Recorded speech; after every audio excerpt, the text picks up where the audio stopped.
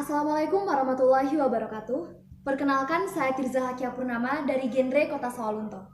Kali ini saya ingin membicarakan sebuah hal yang menurut saya itu penting karena hal ini relatable banget buat semua orang, terutama buat remaja.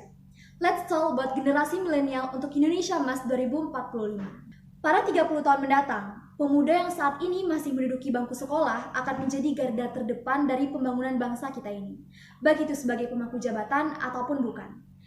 Kalau kita flashback, di tahun 1908 ada pergerakan Budi Utomo yang merupakan tombak dari kebangkitan nasional. Dilanjutkan di tahun 1928 ada peristiwa sakral Sumpah Pemuda. Dan ada peristiwa pergerakan mahasiswa di tahun 1998 di mana telah berhasil meruntuhkan Orde Baru selama 32 tahun dan berhasil membawa Indonesia pada periode reformasi seperti saat sekarang ini. Nah, semua hal tersebut menjadi bukti bahwa pemuda juga bisa menjadi sosok yang menginspirasi dan mengiringi proses transisi yang terjadi. Nanti pada saat Indonesia berusia 100 tahun, apakah yang harus diisi? Inilah yang harus dilakukan oleh para generasi muda, anak-anak milenial yang mayoritas tergabung dalam organisasi remaja di bawah naungan BKKBN yang kita kenal dengan genre atau generasi berencana, diharapkan mampu menjadi pionir untuk bangsa kita ini, atau paling tidak mereka mampu menjadi pionir untuk diri mereka sendiri. Nah, pada tahun 2045 diprediksi bahwa masyarakat dengan usia produktif atau manusia dengan rentang usia 15 tahun sampai 65 tahun adalah 70%. Sedangkan sisanya yang 30% itu adalah masyarakat yang tidak produktif lagi atau dengan rentang usia 14 tahun ke bawah dan di atas 65 tahun. Hal ini berdampak pada dua kemungkinan, yaitu bonus demografi ataukah kutukan demografi.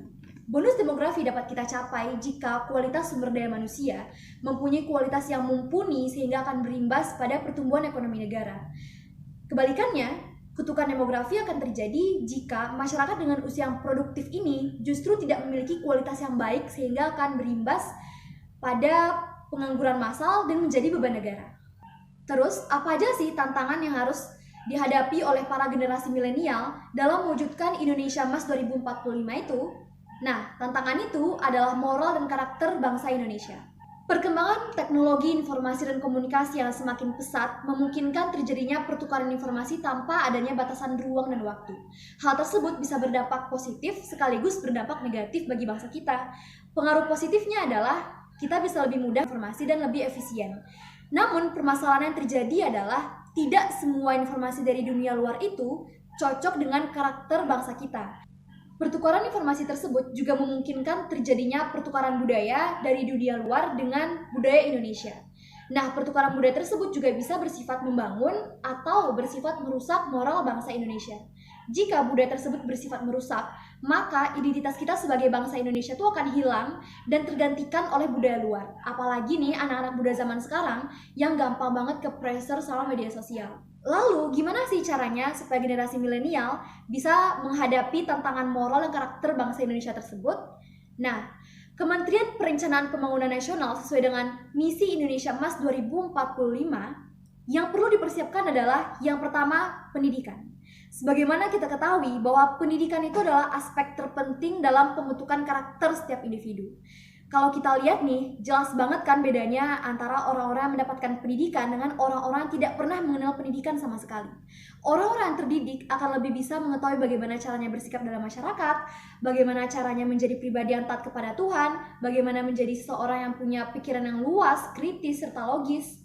Sudah saatnya pemuda saat ini memberikan kontribusi serta inovasi untuk bangsa ini. Jangan cuma jadi remaja yang galau doang. Yang kedua adalah ilmu pengetahuan dan teknologi.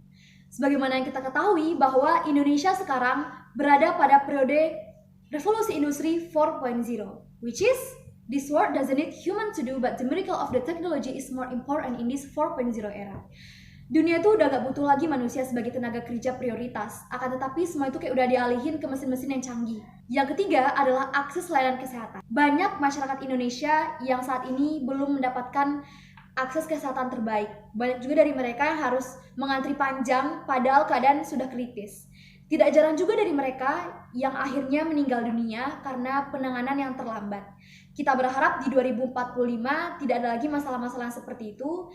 Kita berharap juga di tahun 2045 kita seluruh masyarakat Indonesia bisa mendapatkan akses kesehatan terbaik, lagi murah dan mudah terjangkau. Yang keempat adalah pengentasan kemiskinan. Sepertinya masalah kemiskinan itu udah jadi masalah yang tiada ujungnya. Namun, kita juga berharap bahwa kemiskinan itu bisa hilang dari Indonesia di tahun 2045. Tidak ada lagi kerja paksa anak dan perbudakan modern, tidak ada lagi perkawinan usia anak, tidak ada lagi kelaparan, tidak ada lagi kurang gizi, stunting, dan tidak ada lagi desa tertinggal. Dengan segala harapan Indonesia untuk menjadi lebih baik ke depannya, tentu diperlukan persiapan yang sangat-sangat matang. Kita nih sebenarnya tidak hanya terhenti di negara kita ini saja, akan tetapi kita juga sebagai warga negara dunia, di mana perkembangannya itu sangat pesat, persaingannya sangat pesat, tidak lagi antar anak bangsa, tapi sudah antar warga dunia dimanapun mereka itu berada. Anak milenial juga jangan sampai diam, galau-galauan, bermalas-malasan.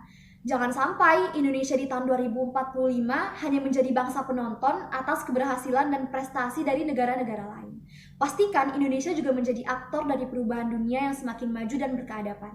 Nah, meskipun masa depan Indonesia itu sangat tergantung dari generasi milenial hari ini, namun wajah mereka di masa mendatang sangat ditentukan oleh para orang tua, guru, pejabat, dan semua orang yang menjadi contoh bagi pemuda hari ini.